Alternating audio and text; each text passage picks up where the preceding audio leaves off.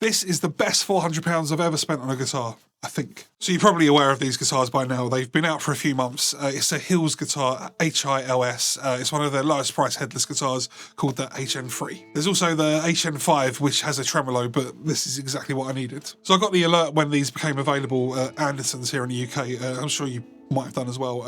And I watched their video and it seemed pretty good. And then it was Phil McKnight's video that really sold me on this, and it almost seemed a bit too good to be true in his video, but it's exactly how he describes, although it's not perfect, so stick around and I'll go through some of the not so great points. They come in about 5 or 6 different colours. There's a black, white, green like this one, a blue, an orange, which I really like.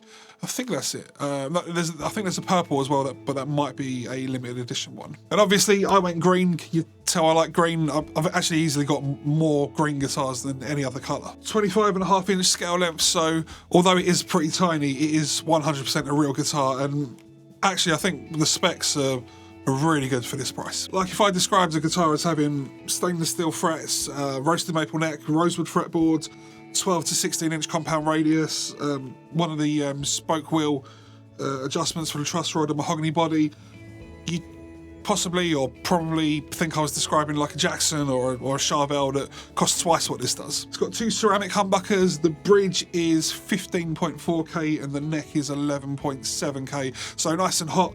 3-way switch, a volume and the tone can be push-pulled for coil splitting the humbuckers. It comes shipped with D'Addario strings, 10 to 46 gauge, and you even get this nice deluxe gig bag, which feels really well made, and I like it a lot. And inside the bag you'll find everything you need to adjust the truss rod and the action, and also to restring as well, so don't lose that.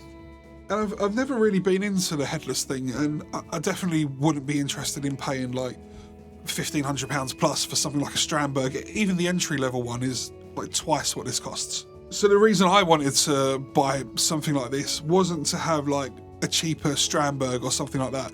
I just thought that this seemed like the ideal guitar for when I go away, like travelling or family vacations. I don't say vacations, I'm English, we say holidays, that was weird. But that kind of thing. And also at my house I've got like a smaller stripped back version of this, which is where I do like my editing, and I tend to practice guitar there quite a lot. And it's a very small area and I'm constantly knocking stuff, so again, this is like the perfect size. We do have a couple of Jackson Dinky Minions at home, and they're really good and would be an alright size for like a travel guitar, but really they're better for the kids, and the 22.5-inch scale is a bit much for me. I've had this for 3 weeks now, and I definitely feel like I know it well enough to be able to give my opinion. And I was even away for a week over New Year, so I have actually travelled with it as well. So I'll start with the bad stuff. I don't love the pickups. They're fine, they're a bit harsh and actually probably slightly microphonic, but because of the way that I intend to use this, like just practice, I don't really think it's worth upgrading. But what's a bit weird or interesting or interesting to me is that I don't think I've ever looked at a guitar like a tool as much as I do this one.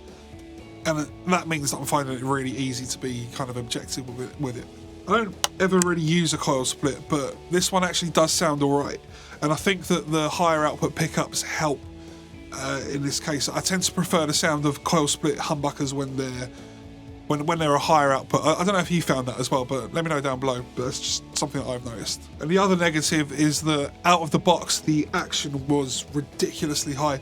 I was disappointed when I first played it because it just wasn't fun to play. And when you buy a guitar from Anderton's, I didn't bring it with me, I left it at home. I meant to bring it for the video, but they give you like a little checklist of what they've checked, so you know that somebody's taken it out of the box, put their hands on it, and hopefully sorted out any issues. And that was a really nice extra and was a pleasant surprise getting it. But the first tick box was action, and it had been ticked, and I don't think it was reasonable. It was way too high, but fine, it's not the end of the world. And then like a couple of tick boxes down was playability, and again it had been ticked, and yeah, I suppose technically it was playable. So I used the included tools to drop the action to what I think is a reasonable height. Plays really good, definitely could go lower, so I'm playing it, enjoying it, and I go to play up here. Fine.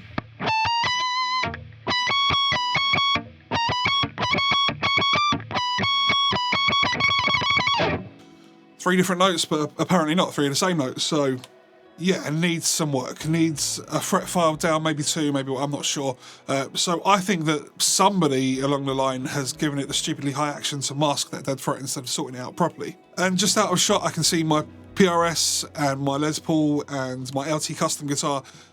This is a cheap guitar in comparison, but it's still £400. It's not a £59 Glory guitar. I just don't want to have to deal with it. And I'm sure they'd be fine with replacing it or whatever, but it's just a hassle involved. But it really did annoy me because either issue alone wouldn't have been so annoying, but I just really think that someone has tried to cover it up. And, you know, it could have been at the factory. I'm not saying it was at Anderton's. It could have been at the factory and just some lazy checking at Anderton's.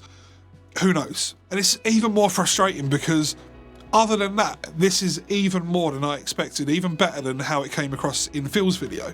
And for like full transparency, I did then have to adjust the neck relief and intonation as well, but it was a significant amount that I had to drop the action, so it was always going to need that.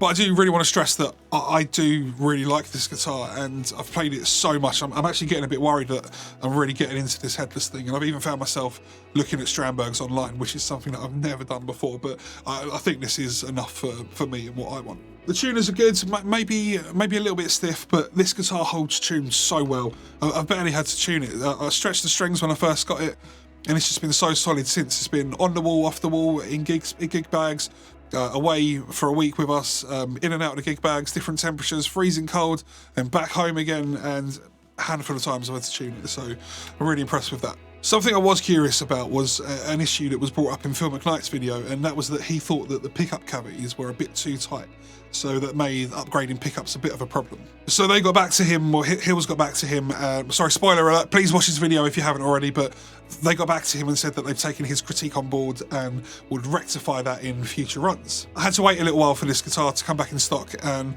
so I'm sure this would have come from a newer batch, and I can confirm that the pickup routing has been changed because there's definitely a nice small gap all the way around these pickups, so you won't have to get the sandpaper out if you do want to upgrade the pickups. Sorry, I feel like I've been talking forever, but I really wanted to get those points out there, and please consider subscribing. It really helps me to be able to do more of this kind of thing. I make videos like this all the time, and I'd really love to have you as a subscriber, so thank you. So let's hear it. So we'll start off with some clean. This is the neck pickup.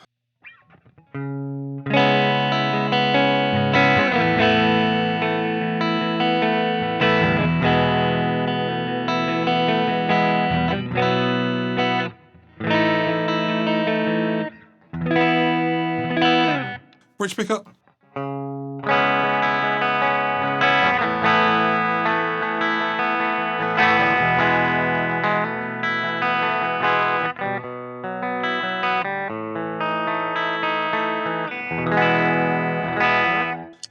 Neck pickup, coil split.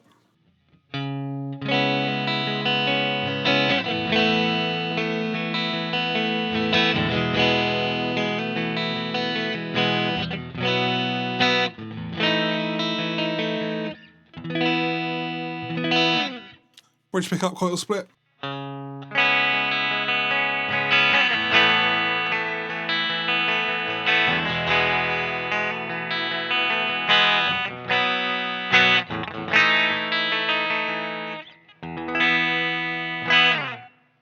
So we'll add a little bit of gain, and again we'll start on the neck pickup.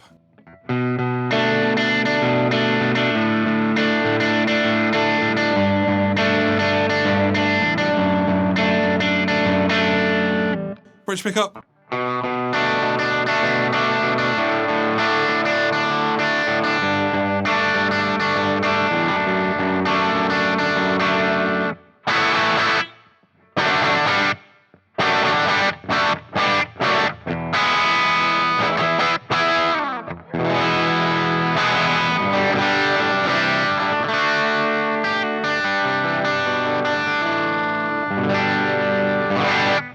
Okay, so we will add a bit more gain and start on the bridge pickup.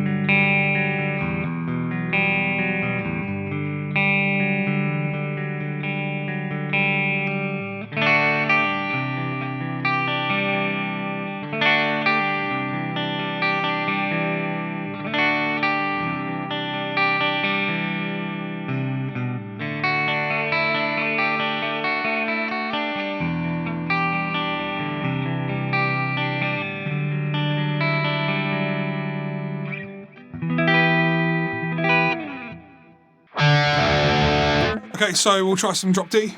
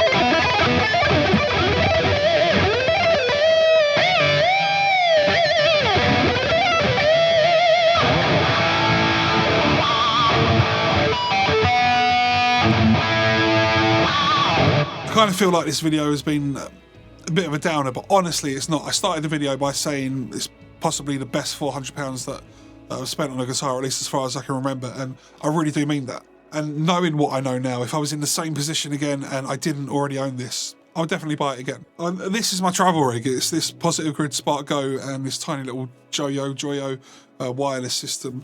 They both fit really nicely in the front of the gig bag, and they just come out of it like that, and it recharges once you put them in like that. Really cool. And it really is like substantially smaller than, if you can see it there, look how tiny that is, than my usual Gator gig bag, which is what I've been taking with me on trips. It really makes all the difference when sort of like packing up a car with all your family stuff. It literally takes up just over half the space of a regular gig bag. And actually I released this video here, I think yesterday maybe. It's all about the Gator gig bag that I was talking about, and going through all the things that I take with me to a gig. So I think that you'll really enjoy that, so please check that out, and thank you so much for watching.